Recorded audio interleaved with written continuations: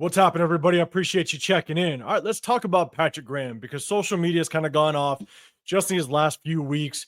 And a lot of people are either calling for Patrick Graham to be fired or they're expressing some concern on whether or not Patrick Graham should be the defensive coordinator moving forward or even into the next season. And so I kind of want to talk about it, give you my opinion, and at the same time, kind of let you know at the end of this video whether or not I do think Patrick Graham will be the defensive coordinator next year. There's a couple different scenarios we can look at, but I'll definitely break that down. But before we do, as I'm making this video Wednesday, November 20th, I'm about 3 subscribers away from hitting my next milestone, which is 4,000. And when I hit 4,000, I'm doing my next giveaway. It'll be my 6th giveaway since starting this channel last season. And so far, I've given out, I've had 8 different giveaway winners. And so again, it's just my way of saying thank you, showing my appreciation for all the support you guys have given me up to this point. And so I can't thank you enough, but this is kind of my way of kind of giving back and showing my appreciation. So if you can, hit the subscribe button, because if you want to be included in that giveaway, all my subscribers are automatically included, but also hit that like button, turn those notifications. So when I do hit that 4,000, you do know, as well as when I do drop more content. And so when I do hit that 4,000, I'll drop a video and give you the details included in that giveaway when it goes down. And so again, I appreciate everybody, all my viewers and all my subscribers. So let's kind of get into this, right? A lot of social media is kind of going off and they're very concerned about Patrick Graham. And I'm going to give you my feedback on this. I do have my concerns, but let's just start out first. All right, let's be very consistent, because I was consistent when I talked about Luke Getsy. But here's the thing: is this defense has been plagued with injuries, right? You start out with Malcolm Kuntz before week 1. Christian Wilkins goes down. Marcus Epps goes down. You have Divine Diablo. He missed the first basically 3 maybe 4 games, and then you have Nate Hobbs that went down. Jacorian Bennett all of a sudden goes down last week. There's been nothing but injuries on this defense. And it is really hard. It's hard to be able to find success when you have so many rotations at certain spots. And you got to take into consideration that when these guys get hurt, man, it's young players coming in. Jacorian Bennett got hurt, and DC Richardson comes in and plays, which was our 4th round rookie this past offseason. So you have some young players trying to fulfill some of these veteran roles, and that's difficult. That's tough to deal with. And so I'm allowing some understanding in the situation. Okay, so that's one thing you got to take into consideration, all the injuries. Now, on the flip side, I will say injuries happen. All teams go through it. All teams experience it. And so the one way that you can truly set yourself apart from other coaches is how you coach your players up, right? You'll hear the term a lot.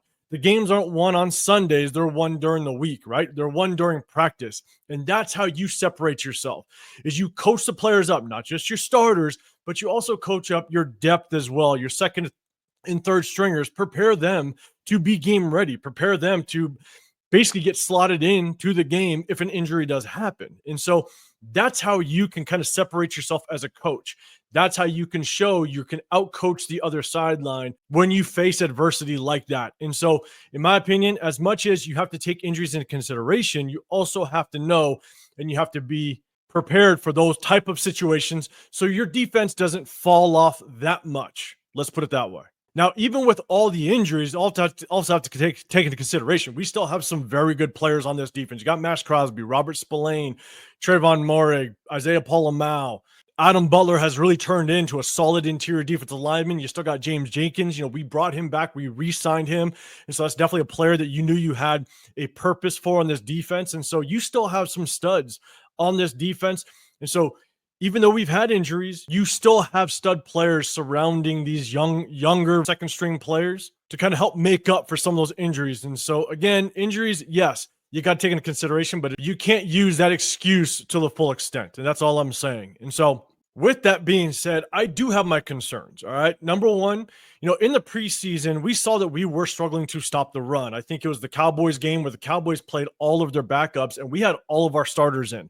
This was before Malcolm Kuntz got hurt. Christian Wilkins was in there. We had all of our starters and we could not stop that Cowboys run in the preseason. And I understand it's the preseason. Sometimes you're not going 110% as a starter, but still, it's the preseason. We struggled to stop the run during the preseason, and it looked like that kind of trickles into the regular season. We're still struggling to stop the run. And so That's definitely a concern. It's something we haven't cleaned up. Again, I understand injuries, but we just haven't cleaned that up. And that's definitely something with guys like Matt Crosby, Adam Butler, John Jenkins, Robert Spillane. You still have some studs on this in this front seven to really make an impact and at least consistently stop the run. Yes, you might have your bad games here and there. You're going to go against some good running backs, but I would love to see us more consistently play solid against the run. But as it stands right now, we have really been struggling. So that's definitely one of my concerns. And another concern that I have is really just the communication that I see on this defense. There's a lot of situations and there's a lot of times where we see players not being able to communicate. There's either missed assignments, they're caught out of position. You look at just the last 2 weeks. Mike Gesicki, he got basically a seam route up the middle of the field, caught for a touchdown. I forget how long it was. Could have been 40, 50 yards roughly, but there was a miscommunication in the defensive backfield, and no one knew who to pick him up, and he went free. Then we just saw last week against Miami, Jonnu Smith, same situation. And I don't know if Miami just kind of took a play out of Cincinnati's playbook, but same situation. They kind of faked the bubble screen, and then Jonnu Smith just kind of leaked out up the seam wide open. I mean, nobody within 15, 20 yards of him. He catches it and goes for a touchdown. Down in the red zone, you see a lot of times where teams are running motion and then they're sending guys across the field, drag routes, stuff like that. And some guys are trying to pass the route on, and then other guys on the opposite side of the field, they're not picking it up. It's just a communication thing. And so there's a lack of communication on this defense. And to me, that's coaching. To me, that's not you as a coach preparing not just the starters, because yes, last week Nate Hobbs was out, and then Jacorian Bennett, he exited the game. I think it was around the first quarter. And so yes, you have replacements come in, you have a backup corner come in, but at the same time, you got to prepare those guys. If you're going to be a good coach and set yourself apart, you got to prepare them, make sure that everybody in this roster is prepared. And that just means that when a starter goes down, you have to overemphasize the fact that the defense has to communicate with one another. And I think that's kind of where we're falling apart. And I blame that on coaching. I put that on coaching, is that if you cannot communicate, if you see the defense either out of position, not communicating, it's definitely something that I'm concerned of, because I put that on the shoulders of the coaching. And so with that being said, again, you put all the injuries in, I do have my concerns, but at the end of the day, I also understand it is very hard. It's hard to find success with so many injuries. And so, in my opinion, I'm still going to give Patrick Graham some time. We have 7 games left in this season. And so there's time. We could either improve, we can start to see progress, or we can completely fall back and we can regress, right? We can continue to make the same mistakes. And here's the thing. If we continue to see the same mistakes, if we continue to see games like Carolina, right? Carolina came out and Andy Dalton completely tore us apart. All right, if we continue to see games like that, then it could be a very different story. But if we can continue to improve and get better performances out of some of these players, then I think Patrick Graham can kind of save face for the rest of the season. And so again, at the end of the day, I'm still giving Patrick Graham time. We still got 7 games to go. We'll kind of see how it plays out. Let me know in the comment section down below whether or not you do have concerns with Patrick Graham and whether or not you want to see him be the defense coordinator of this team going into next season. And now, I'm going to give you my opinion on whether or not Patrick Graham will be the DC next year. And I think that you can look at this in 2 ways. All right. One, if Antonio Pierce is not the head coach next year, then he will not be the defensive coordinator. Unless he's brought on as our head coach, which I highly doubt. If AP is not the head coach next year, the new head coach is going to bring in his entire regime. So there's a very good chance if AP is not retained as the head coach, Patrick Graham won't be here either. Now, if AP is the head coach of next year, I do think, again, we have 7 games left, but as it stands right now, I do think that Patrick Graham will come back and be the defensive coordinator. Why? Because one, I think Antonio Pierce also understands that there's a lot of injuries that we're dealing with. And so I definitely think that he's going to take that into consideration, right? You bring back Malcolm Kuntz, you bring back Christian Wilkins, guys like that. It can play a very big role as to whether or not this defense can kind of come back to, the 2023 defense that we saw last season. But also, if Antonio Pierce is retained as the head coach, but he's going to have his hands full on trying to find an offensive coordinator, right? You're going to put so much effort into finding the right guy. And then you're also going to put a lot of effort into making sure that guy, once he's in the building, kind of gels with everybody, right? You're going to put a lot of focus in to make sure that he is the guy because you just got done firing your offensive coordinator.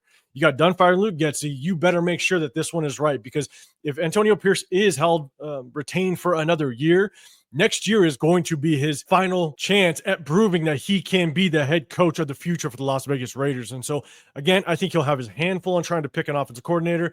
So I think he'll keep Patrick Graham around so he can fully focus on making sure this offense is right. And so, again, guys, that's just my opinion. That's my take on it. Let me know in the comment section down below. What's your thoughts on Patrick Graham? Should he be the defensive coordinator next season, or do you think we should move on and find somebody else? And so, again, I appreciate you guys. As it stands right now, I'm 3 subscribers away from 4,000, my milestone for the next giveaway. So if you want to be included in that, hit that subscribe button. Also, if you can, hit that like button as well. Turn those notifications so you do know when I drop more content and when that giveaway goes down. So I appreciate you sticking with me. Have a great rest of your day, and I'll see you on the next one. I'm out.